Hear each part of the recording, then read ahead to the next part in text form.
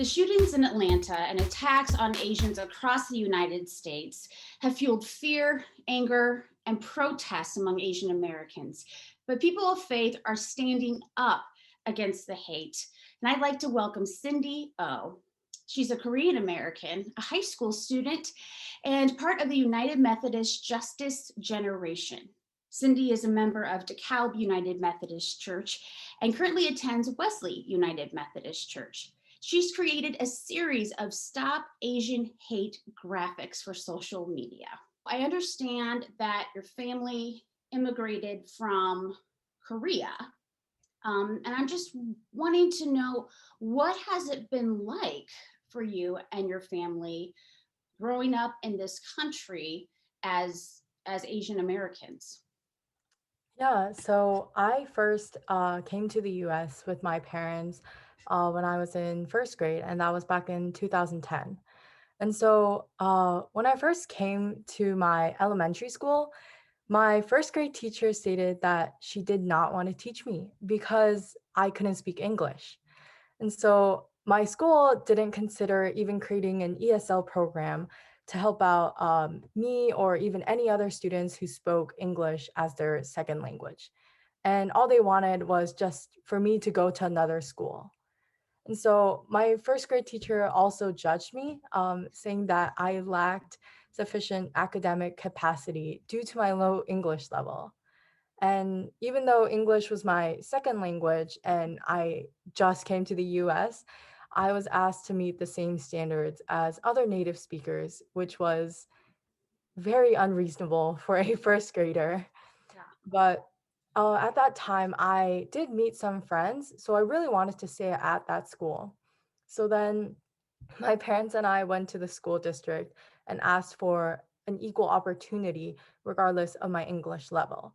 And keep in mind, at that time, all three of us were not the greatest at English.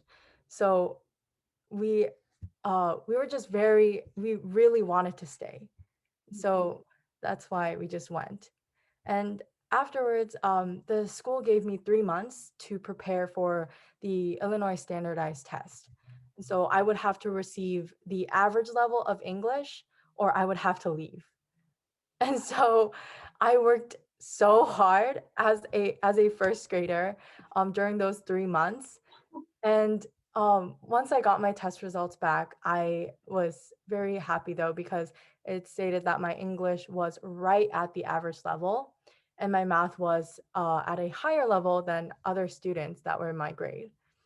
And so at that moment, I thought this would be the last time I would face discrimination because of my race. But unfortunately, that was not the case. And so throughout elementary school and middle school, I heard many questions like, oh, why are your eyes so small? Or like, do you eat dogs? Or are you from China? And at that time, I actually didn't understand why they were asking me those questions. And I didn't even know that was racism or if that was racist. Mhm. And even one time when I was in elementary school, and I was at the grocery store with my mom, a random man came up to us and yelled at us to go back to China. But we were like, oh, we can't because we're Korean. And so, yeah, it's just, I mean, we can't, like, even if we wanted to. And Oh. so, yeah.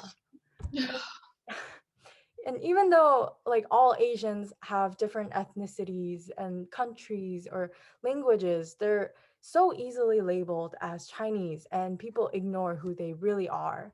Yeah. And so racism towards Asians are just so normalized. And people also tend to criticize English a lot. And when they criticize Asians as like English, they like to say they're helping out, and they say they're not racist because they're helping out. Mhm. But I believe that English really has the power to decide who are insiders and who are outsiders. And so Mhm. excluding Asians due to their English level is obviously normalized racism. Mhm. And it's the silence, and it's very embedded in the US culture. And so all of my experiences throughout my time in the US is the reason why I wanted to speak up and speak out for Asians and for Asian Americans to fight against racism. Wow. Well, first, thank you for being so candid and for just saying what really needs to be said about all of those instances and how much that has just been so diluted once time has gone on in our society. So, wow, you're a tough chick. Um, Now, tell me, what was your reaction then? Time goes on, and now we've had these shootings in Atlanta. What was your what was your initial reaction when you heard about that? The shooting, I was extremely shocked about because I actually used to visit that same town a lot because it was near where my father used to live and work. And Mm, so I knew the town pretty well.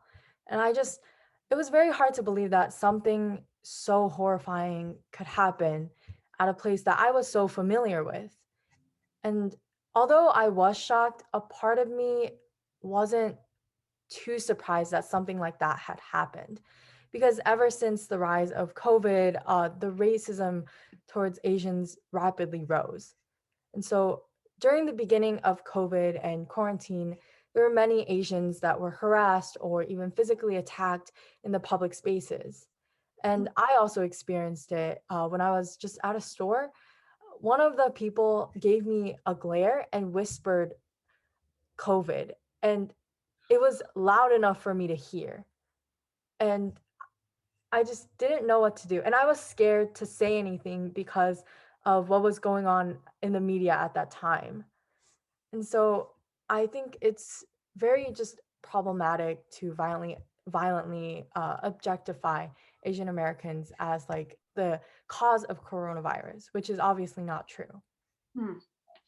Well, and that was going to be my follow up of with, you know, President Trump and just government entities saying that Asian Americans were or China was the cause of this. You saw firsthand how that was detrimental Mhm, to mhm, the Asian American community. mhm, Wow. Okay. Now to the graphics that you've created. I'm mhm. really excited about these. Tell us, yeah, just generally what took you from feeling how you felt observing all of this within your community and then taking that to a graphic inspiration. From 2020 until now, I worked as the National Director of Publicity for the Junior State of America, which is a student led political organization. And so through my role, I make graphics to publicize these informations and certain events that are going on for each states. And since I developed my graphic skills, I wanted to make something that would spread the awareness of the current hate crimes that is often linked to rhetoric blames towards Asian communities. And so in my graphic, I chose the four colors of blue, red, green, and yellow because those four colors can be found in many of the Asian country flags. And I also used connected leaves because if you see my graphic, there's like a round connected leaves that surrounds the Stop Asian Hate wordings. And so those connected leaves actually symbolize the unity of nature that's in the Asian ecological philosophy. And so the philosophy is that human beings mold nature and nature molds human beings as well.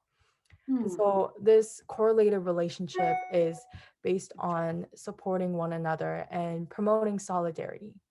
And so I used a lot of the green leaves and to emphasize the support and solidarity of what connects all Asians together through the graphic. I mentioned earlier then about this justice generation that you're a part of.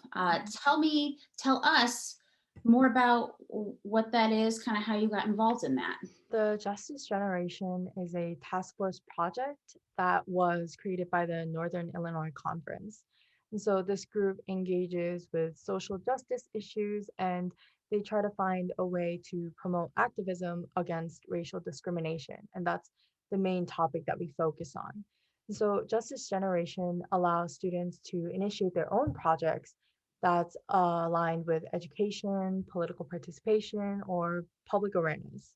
Hmm. And through Justice Generation, I actually started my own nonprofit organization, which is called Asia Identity. And so Asia Identity is Asia and identity put together, which stands for increasing the awareness of the identities in Asia, in of Asians.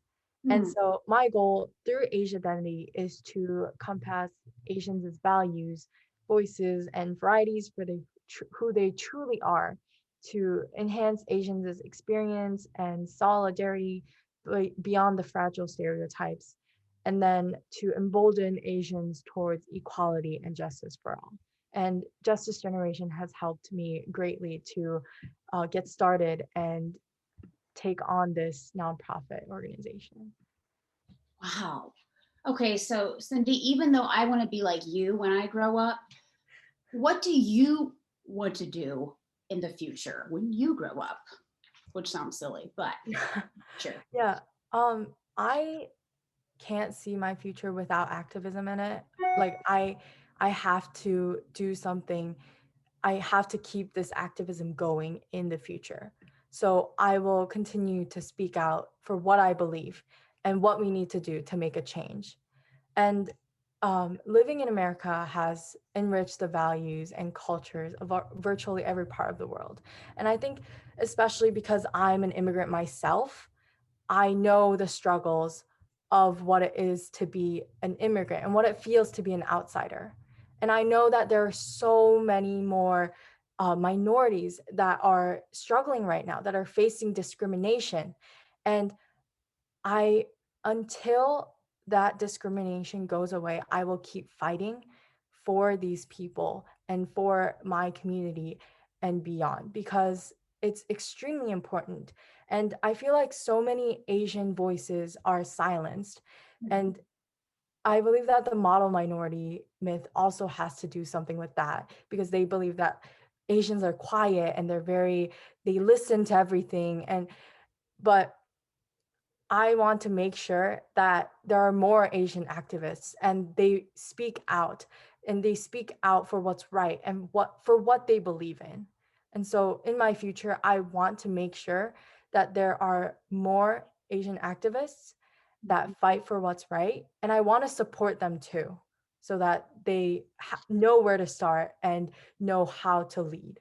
I am a pastor and I travel between central, southern Illinois. And as I'm pastoring to people who maybe do not live in as diverse communities as northern Illinois, what would you say to folks who maybe feel a bit far removed from what's happening within the Asian American community right now? Yeah, so I think I can actually kind of relate to this, because Mhm. I also live in, I don't know if where I live in is considered Southern Illinois, but it's pretty in the southern part. Mhm. And so in the high school that I used to go with, many people made those Asian jokes, Mhm. like, why are your eyes so small? Do you eat dogs? Things like that. And so every time I would have to tell them that is racist and you can't be saying those things. But then they would ask me, of course, how is that racist? It's just a joke. But I think even if people do not know and they don't understand, we have to keep repeatedly telling them that is not okay and that is racism and you can't be saying that.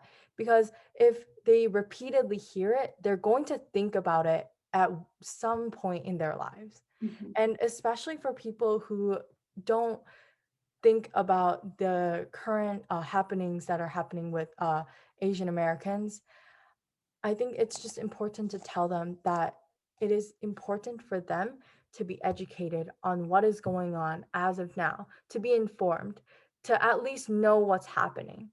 And this is extremely important, because if they don't know, and if they're like adults and they do not know, then their children won't know. And this will just keep going on. and it'll be like a cycle. And so I believe that it is just important to keep telling them you need to inform yourself. And especially, I would advise them to read non-biased articles, because there are some political organizations that are biased towards one side, but there are some like Politico that aren't biased and they try to just put out the information right away.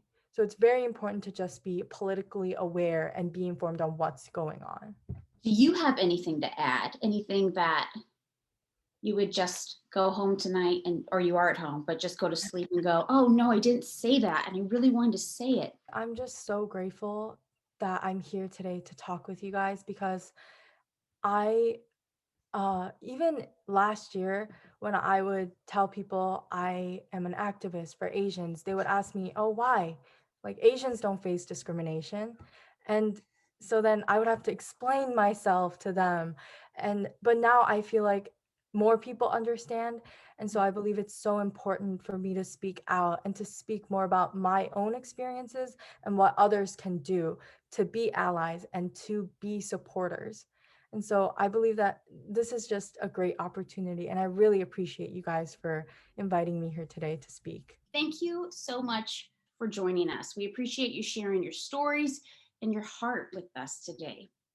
I'm Leanne Noland for Different Drummers and the Greater Chicago Broadcast Ministries. Keep the faith.